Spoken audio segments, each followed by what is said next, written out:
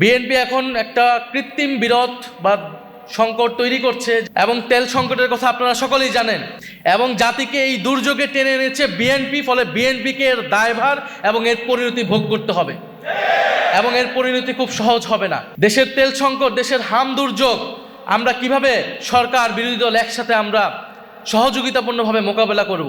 গণভোটের যে একটা তাত্ত্বিক ভিত্তি রয়েছে, গণভোট গণতন্ত্রে জনগণের সার্বভৌমত্ব, জনগণের ইচ্ছার একটা বহিঃপ্রকাশ হিসেবেই গণভোট বাংলাদেশে এবং পৃথিবীর বহু দেশে চর্চিত হয়ে এসেছে এবং এই গণভোট ছিল বাংলাদেশে গণ অভ্যুত্থান পরবর্তী একটি রাজনৈতিক সমঝোতার জায়গায়। গণ অভ্যুত্থানের পরবর্তী সময়ে বাংলাদেশে দুইটি প্রশ্ন দেখা গিয়েছিল। বিএনপি তখন গণ অভ্যুত্থানের প্রায় 2-3 দিনের মধ্যেই সমাবেশ করে তারা জাতীয় নির্বাচনের দাবি জানিয়েছিল এবং বৈষম্যবিরোধী ছাত্র আন্দোলনের পক্ষ থেকে যারা গণ অভ্যুত্থানে আমরা ছিলাম, আমরা বলেছিলাম যে জাতীয় নির্বাচন আমরা চাই, তবে এই গণ অভ্যুত্থান কেবল নির্বাচনের মাধ্যমে ক্ষমতার পরিবর্তনের হাত পরিবর্তনের জন্য এই গণ অভ্যুত্থান হয়নি। ফলে রাষ্ট্র সংস্কারের দাবি ছিল এই গণ অভ্যুত্থানের অন্যতম দাবি, যেখানে ফ্যাসিবাদী ব্যবস্থার বিলোপ হবে, একটা নতুন বন্দোবস্ত হবে, যেখানে স্বৈরাচার আর বারবার ফিরে আসবে না। জন্যই সংস্কার এবং রাষ্ট্র মেরামতের দাবি, যেটা দিয়ে ফ্যাসিবাদকে বিলোপ করা সম্ভব হবে বলে আমরা একমত হয়েছিলাম। ফলে আমরা চেয়েছিলাম ফ্যাসিবাদের বিলোপ, আমরা চেয়েছিলাম নতুন সংবিধান, বিএনপি চেয়েছিল নির্বাচন। ফলে একটা সমঝোতায় আসা হলো ঐক্যমত কমিশনের মাধ্যমে। সেই সমঝোতা হলো সংস্কার। আমরা নতুন সংবিধান গণপরিষদের দাবি থেকে আমরা সংস্কার পরিষদের জায়গায় ঐক্যমত হলাম। বিএনপি ও নির্বাচনের জায়গা থেকে কিছুটা সরে এসে অনেকগুলো সংস্কারে ঐক্যমত হলো বাধ্য হয়েও। সেই জায়গা থেকেই গণভোট হলো। কিন্তু গণভোট পরবর্তী সময় আপনারা সব কিছুই দেখছেন যে কীভাবে গণভোটের গণরায়কে অস্বীকার করা হয়েছে। বিএনপি এখন একটা কৃত্রিম বিরোধ বা সংকট তৈরি করছে যে জুলাই সনদ বনাম জুলাই আদেশ। তারা বলছে জুলাই সনদ তারা অক্ষরে অক্ষরে পালন করবে, কিন্তু জুলাই আদেশটা অবৈধ, যে জুলাই আদেশের ভিত্তিতে গণভোট তৈরি হয়েছিল, গণভোট অনুষ্ঠিত হয়েছিল।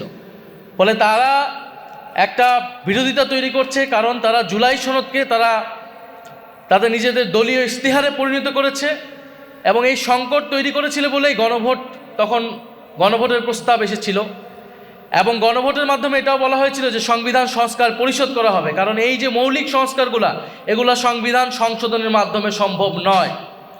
সংবিধান সংশোধনের মাধ্যমে সংবিধানের ফ্রেমওয়ার্কের মধ্যে কোনো মৌলিক পরিবর্তন সম্ভব নয়। সেটার জন্য একটা গাঠনিক ক্ষমতা এই সংসদকে দিতে হবে, যার নাম হবে সংবিধান সংস্কার পরিষদ। ফলে জুলাই সনদ বাস্তবায়নের পদ্ধতি এটাই হবে। কিন্তু আমরা দেখেছি সংসদে তারা নতুন করে একটা মুলতবি প্রস্তাব এনেছিল, যেখানে তারা বলার চেষ্টা করছে জুলাই সনদ কোন পথে বাস্তবায়ন করা সম্ভব, জুলাই সনদ কোন পথে বাস্তবায়ন সম্ভব, সেই আলোচনা ঐক্যমত কমিশনেই হয়েছিল। ফলে প্রধানমন্ত্রী এবং তাদের প্রতিনিধি হিসেবে ঐক্যমত কমিশনে সেই সময় যারা ছিলেন, বর্তমান স্বরাষ্ট্রমন্ত্রী, তারা সকলেই কথার বরখেলাপ করেছেন। তারা তাদের নিজেদের দলীয় ইশতেহার দেওয়া সেই ইশতেহারের বরখেলাপ করেছেন, জুলাই সনদের বরখেলাপ করেছেন এবং গণভোটের গণরায়কে তারা বৃদ্ধাঙ্গুলি দেখিয়েছে। এটা সকলের কাছে এটা স্পষ্ট হয়েছে। এটা আমাদের দুর্ভাগ্য। আজকের এই সেমিনারটা আমাদের এই বিষয়ে করার দরকার ছিল না, করা উচিত ছিল না। আমাদের সেমিনার এখন করা উচিত ছিল আন্তর্জাতিক যুদ্ধ পরিস্থিতি কিভাবে আমরা সামাল দিব, দেশের জাতীয় স্বার্থ আমরা কিভাবে ঐক্যবদ্ধভাবে সুরক্ষা করব, দেশের তেল সংকট, দেশের হাম দুর্যোগ আমরা কিভাবে সরকার বিরোধী দল একসাথে আমরা সহযোগিতাপূর্ণভাবে মোকাবেলা করব। আমাদের সেমিনার এখন এই বিষয়ে হওয়ার কথা ছিল। বিরোধী দলের নেতা প্রথম থেকে বলে এসেছেন আমরা দায়িত্বশীল বিরোধী দল হতে চাই, আমরা সরকারকে এই ধরনের জনস্বার্থ ইস্যুতে সর্বাত্মকভাবে সহযোগিতা করব। কারণ 16 বছরের ধ্বংসযজ্ঞের পরে, এই অন্তর্বর্তী সরকারের পরে এই নতুন সরকার খুব সহজেই দেশের এই ধরনের সংকট সামাল দিতে পারবে না। এটা খুবই কমন সেন্স, এটা আমরা সকলেই জানি। গতকাল 10 জন শিশু মারা গিয়েছে হাম দুর্যোগের কারণে। সারা দেশে হাহাকার, আইসিইউ পাচ্ছে না সাধারণ মানুষ এবং তেল সংকটের কথা আপনারা সকলেই জানেন। কিন্তু আমাদের দুর্ভাগ্য, গত 16 বছর যে রাষ্ট্র সংস্কারের কথা আমরা বলেছি, লড়াই আমরা করেছি, অন্তর্বর্তী সরকারের গত 1.5 বছরে যেই জিনিসটা আমরা আলাপ করেছি, এখন আমাদেরকে ঠিক সেই বিষয় নিয়ে কথা বলতে হচ্ছে, সেই বিষয় নিয়ে আলাপ করতে হচ্ছে, সেই বিষয় নিয়ে আবারও আন্দোলনের প্রস্তুতি নিতে হচ্ছে এবং জাতিকে এই দুর্যোগে টেনে এনেছে বিএনপি, ফলে বিএনপিকে এর দায়ভার এবং এর পরিণতি ভোগ করতে হবে এবং এর পরিণতি খুব সহজ হবে না। ফলে এখানে আমি আর কথা বাড়াবো না। যারা আজকে এই সেমিনার আয়োজনে এসেছেন, বক্তব্য দিয়েছেন, আপনাদের গুরুত্বপূর্ণ পরামর্শ আমরা নিব এবং আমরা সামনের জন্য প্রস্তুতি নিচ্ছি এবং সরকারকে এখনও বলবো যে সময় আছে, দ্রুত সংবিধান সংস্কার পরিষদ গঠনের মাধ্যমে এই সংকট সুরাহা করে জাতীয় ঐক্যকে টিকিয়ে রাখুন, না হলে এর পরিণতি আপনাদেরকে ভোগ করতে হবে। ধন্যবাদ। আসসালামু আলাইকুম। আজকে যে সংকটের মুখোমুখি বাংলাদেশ, এই সংকট তৈরি করেছে বিএনপি।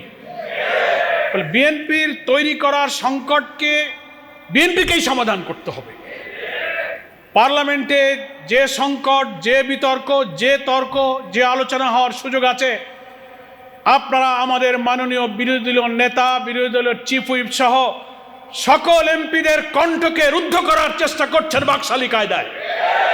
ফলে বাধ্য হয়ে আমাদের জনগণের রায়, গণভোটের রায় কার্যকর করার জন্য 5 কোটি মানুষ যে গণভোটে ভোট দিয়েছে, সেই জনগণের কাছে যাওয়া ছাড়া উই হ্যাভ নো অল্টারনেটিভ, আমাদের সেখানেই যেতে হবে। এটি আমাদের বিরোধী দলীয় নেতা বলেছেন। তবে আমরা অনুরোধ করব, জনগণের ভাষা বুঝুন। সংবিধান শুধু আপনারাই পড়েন না, আপনারাই বুঝান না, পার্লামেন্টে একেবারে বই উঁচু করে বলেন জুলাই সনদের সব অক্ষরে অক্ষরে মানব, এই বিধি, এই ধারা। আজকে সংবিধান বিশেষজ্ঞ, রাজনৈতিক বিশ্লেষকরা চমৎকার করে আলোচনা করলেন। এটা মনে রাখবেন, সরকারি দলকে বলবো, আপনাদের বাইরে সিনিয়র আইনজীবী, সংবিধান বিশেষজ্ঞ, আইনজ্ঞ প্রচুর আছে। সেমিনার, গোল টেবিলের আলোচনার দিকে নজর দিন। আপনাদের বাইরে আছে এক বিরাট বাংলাদেশ, সেই বাংলাদেশ বলছে আপনাদের এখন রিয়ালাইজ করার সময় হয়েছে। কেবল গত পরশুদিন আইনমন্ত্রী, স্বরাষ্ট্রমন্ত্রী, চিফ হুইপ বসে বলেছেন, হ্যাঁ গণভোট যেহেতু হয়ে গেছে তাই এটা বৈধ। প্রথম বলেছিলেন গণভোট বৈধ না, সংস্কার পরিষদ বৈধ না, প্রেসিডেন্টের অর্ডার বৈধ না, তো কেবল একটা বলছেন হয়ে গেছে তো বৈধ হয়েছে। আপনারা মানুষের ভাষা বোঝার চেষ্টা করুন। মানুষের প্রশ্নের কি উত্তর দেবেন? জনগণ প্রশ্ন করছে যে মাননীয় প্রধানমন্ত্রী এখন যিনি ক্ষমতায় আসেন, নির্বাচনের আগে তিনি উত্তরবঙ্গে আবু সাইদ মুগ্ধর কবর জিয়ারত করতে গিয়ে তো শেষ পর্যন্ত গণভোটে হার পক্ষে ভোট দিতে বলেছিল। কারণ মানুষ আমাদের প্রশ্ন করে, তাহলে প্রধানমন্ত্রী তো দেখলাম গণমাধ্যমে ভোটের দিন 12ই ফেব্রুয়ারি উনি ভোট কেন্দ্রে ঢুকলেন। তো ভোট কেন্দ্রে ঢুকলেন মানে আপনি হাতে ভোট দিয়েছেন? যদি তা দিয়ে থাকেন, হাতে ভোট দেওয়ার অর্থ হলো 84টি সংস্কারের বিষয়ে, 47টি সাংবিধানিক সংস্কারের বিষয়ে আপনি হাতে ভোট দিয়েছেন, যে হাতে কোনো নোট অফ ডিসেন্ট ছিল না। আপনার আইনমন্ত্রী, আপনার চিফ হুইপ যারা কথা বলছেন, হাতে যদি ভোট দিয়ে থাকেন তার অর্থ হলো আপনি সমস্ত সংস্কারকে মেনে নিয়েছেন। তা যদি মেনে নেন, তাহলে আপনি তার বিরুদ্ধে এখন কথা বলেন, ওটাকে অবৈধ বলেন, ওটা বেআইনি বলেন, তাহলে কি আপনি আপনার দেওয়া ভোটকে অস্বীকার করবেন? আত্মপরিচয়কে আপনি ভুলে যাবেন, আপনি নিজের সিদ্ধান্তকে ইগনোর করবেন? আর তা যদি না হয়, তাহলে আর একটা পথ আছে, পার্লামেন্টে আপনাকে এসে বলতে হবে যে না, আমি হাতে ভোট দেইনি। জাতির কাছে সত্য স্বীকার করুন। পরিশেষে আমি বলতে চাই, যেহেতু আমাদের আসল নেতৃবৃন্দ পার্লামেন্টে যারা লড়াই করছেন, আর অনেক জাতীয় নেতৃবৃন্দ বক্তব্য রাখবেন, আমি এইটাকে বলে শেষ করতে চাই যে সামান্য জিনিস, এখনো ক্ষমতার 5 বছরের অনেক দিন বাকি। শুরুতেই আপনি যে সংকট তৈরি করেছেন তা না করলে ইতিহাসের বড় শিক্ষা হলো ইতিহাস থেকে কেউ শিক্ষা নেয় না। আপনাদেরকে সেই শিক্ষা নিতে হবে, তা না হলে যারা এই কর্তৃত্ববাদী ফ্যাসিবাদী শাসনের দিকে দেশকে নিয়ে গিয়েছিল তার পরিণতি থেকে আপনাদেরকে শিক্ষা নিতে হবে। জাতির সামনে এখন জ্বালানি সংকট, এখন হামের সংকট, দ্রব্যমূল্য, রেমিটেন্স কিভাবে কমছে। ক্ষমতায় এসে 1.5 মাস পরেননি, 42,000 কোটি টাকার মতো ব্যাংক থেকে আপনারা লোন করেছেন। সব জায়গায় আপনারা হাত দিচ্ছেন, অমুককে সরাও, অমুককে পাল্টা, অমুককে রিজাইন করো। আপনার অবস্থা দেখে মনে হয় সেই কর্তৃত্ববাদী ফ্যাসিবাদের দিকে আপনি ধাবিত হয়েছেন। সেখান থেকে ফিরে আসুন, এই সংকটের সমাধান করুন। আজকে 11 দলীয় ঐক্যের এই জাতীয় সেমিনার আয়োজনের এটাই উদ্দেশ্য যে এই সেমিনারের যত বিদগ্ধ আলোচক যে মেসেজ দিলেন, আপনি কেবল বলেছেন হ্যাঁ গণভোট যেহেতু হয়েছে তাই বৈধ, তো এখন বলুন সংস্কার পরিষদ যেহেতু প্রেসিডেন্সিয়াল অর্ডার হয়েছে এটাও বৈধ, পরিষদের বৈঠক ডাকুন এবং জুলাই সনদকে বাস্তবায়ন করুন। সকলকে ধন্যবাদ। আল্লাহ হাফেজ। বাংলাদেশ জিন্দাবাদ। 11 দলীয় ঐক্য জিন্দাবাদ।